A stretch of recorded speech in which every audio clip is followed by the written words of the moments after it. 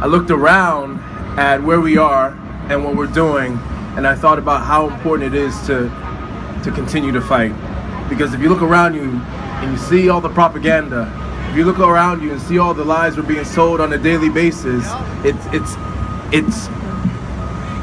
seems overwhelming, but the truth is it's not. One day these lights will go out, one day these buildings will fall, but you can't kill an idea. You can't kill people who have had enough. They can't take us all out. So it's important that we continue this struggle. We continue to show up at places like this, everywhere we can make our voices heard and let them be heard. So thank you very much. We're out here to honor these families and these brothers and sisters who've been taken down by police violence. None of these things are easy. They're not easy because we're in the center of, look around you, it's the center of greatness and mediocrity. We're in the center of things. Some of the greatest expressions of human freedom take place here, and some of the biggest atrocities take place here. And who's guilty? Did you pull the trigger? Were you at the end of the gun? No.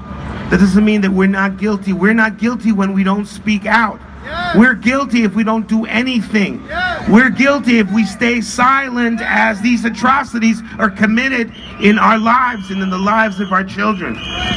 You and I are guilty because we need to speak out. We need to reach out to 20 other people and make them be here today. Make them take part in Rise Up October. So the mediocrity stops. So the murder stops. That has to happen, and that's why we're here today. Yeah. Say their names. Clifford T. Manuel. Clifford T. Manuel. A 39-year-old black man, Seaford, Delaware, on August 2nd, 1999. Clifford was shot and killed after being stopped for riding his bike after dark. He loved his wife and stepchildren and playing basketball. Say their names. Rodney Banks LaLusa, 30-year-old Samoan man, Honolulu. In January 22nd, 1998, Rodney was struck by 14 bullets from police officers for holding 2 knives. A former cellmate of Rodney said he was depressed and trying to commit suicide by having the cops kill him. Witnesses said the cops shot him twice. Rodney fell to his knees, dropped the knives, and he was shot several times after. Say their names. Cedric Harris, a 27-year-old black man, Shreveport, Louisiana.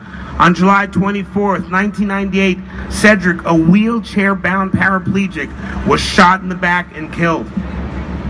Say their names. Shanika Proctor, an 18-year-old black woman, Bessemer, Alabama. On November 1st, 2014, Shaniqua was arrested for disorderly conduct. Shaniqua suffered from asthma, but guards ignored her request for treatment. She was found in her cell dead the next morning. The police department refused to release the video footage of her in her cell to her family. Say their names.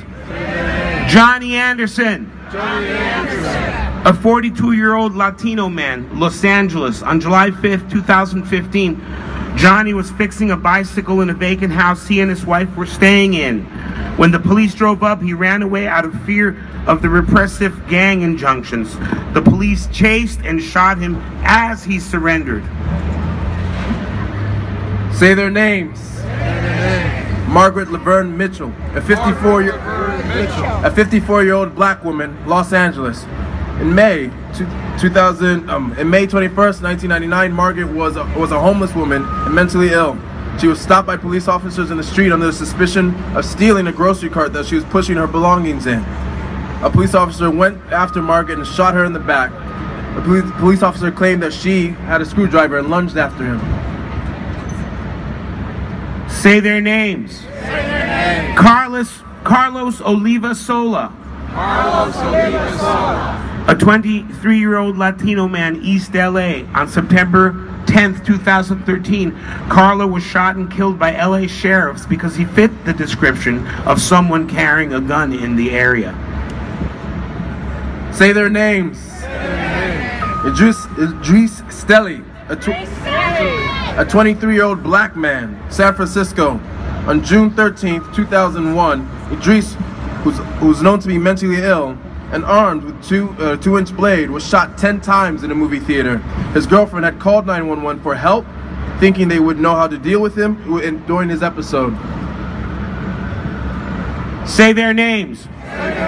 Tyler Damon Woods. A 19-year-old black man, Long Beach, California. On November 19th, 2013, Tyler was shot and killed on the roof of an apartment building near 4th Street and Nebraska Avenue. Friends remember Tyler as a loving father and a goofy friend with a silly sense of humor. Say their names. Matthew Ajibade, a 21-year-old Nigerian man in Savannah, Georgia. On January 1st, 2015, Matthew was taken to jail after a mental health crisis. He was stripped, beaten, kicked, handcuffed, and restrained in a chair. He was tased multiple times, including on his genitals. He died in the early hours of January 2nd in his cell, still tied to a chair. Say their names. Frankie Ann Perkins. A 37-year-old black woman, Chicago, on March 22nd, 1997. Frankie was stopped on the street by cops claiming they saw her swallow drugs and tried to get her to spit them out.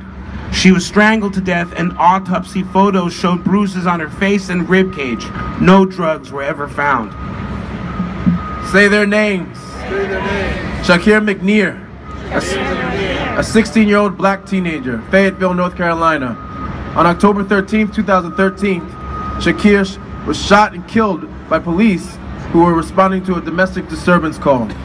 He was trying to protect his mother, who was being arrested. There was a conflict in witness statements as whether or not Shakir was armed or not, with a gun that was found at the scene, but never tested for fingerprints. Say their names. Charmel Edwards. A 49-year-old black woman, Las Vegas. On April 21st, 2012, police followed Charmel due to a report that she took her friend's car without permission and that his gun was inside. 5 police officers shot her multiple times after pulling her over, claiming she came at them with the gun. Some witnesses say she had a cell phone. Others say she had her hands up. Say their names. John Crawford III. A 24-year-old black man, Beaver Creek, Ohio.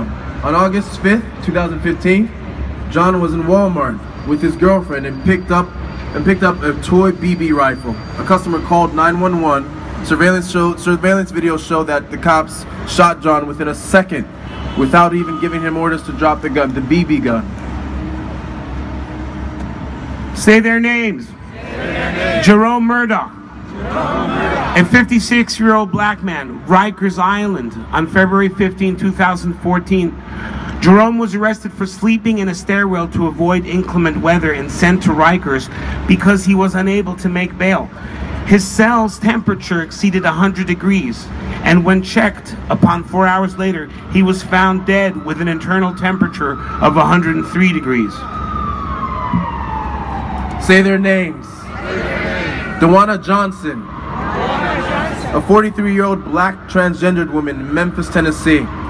On February 12th, 2008, Dewana was profiled and arrested for prostitution, though there was no evidence. A video captured the booking cop yelling transphobic slurs at her, wrapping a pair of handcuffs around his knuckles and savagely beating her in the face while another cop held her down. He pepper sprayed her, pushed her to the floor, and handcuffed her. Both cops were sentenced to 2 years in prison. About 9 months later, Dewana was found dead, shot execution style. The police currently have no suspects. Say their names. Corey D. Kanash, a 35-year-old member of the Paiute tribe of Utah, Kanosh Band, Utah. On October 15, 2012, Corey was killed by 2 close-range shots after a car chase. Police claimed that the vehicle Corey was in was stolen, but it was not. Corey's family is still waiting for any answers as to actually what happened. Corey was a champion men's traditional dancer and artist. Say their names. James Bradley Wren, A 35-year-old man, Preston Washington. On August 10th, 1996, James was set up as a scapegoat and blamed for an arson as part of a police sergeant's insurance fraud scheme. After being forced to sign a confession for these crimes, James was killed. The sergeant is now facing life in prison. Say their names.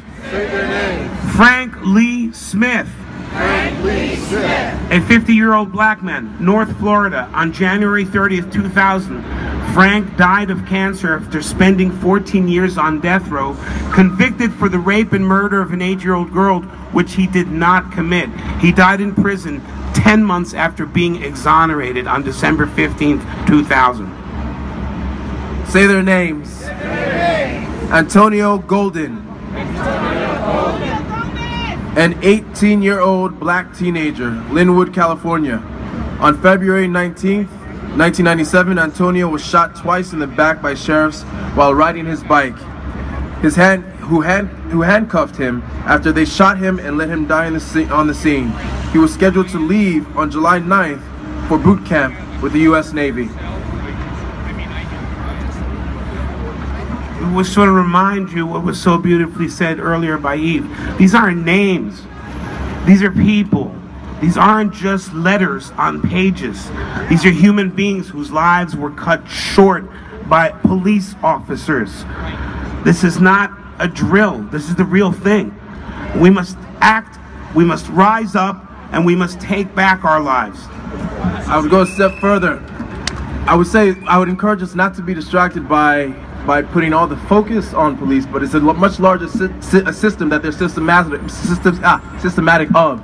We have to remember that always, because if we're just caught up by the faces we see in the neighborhood, we're losing the bigger picture.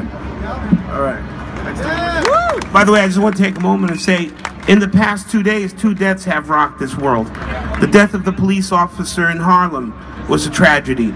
The death of a drummer in Florida coming home from a gig, stuck on the side of the road, was a tragedy. What this brother said is correct. It's not simple, but we got to look beyond the simple and take back our lives. We'd like to welcome up the next wonderful group of families who will share the stories of their loved one who has been taken away. So, without further ado, welcome.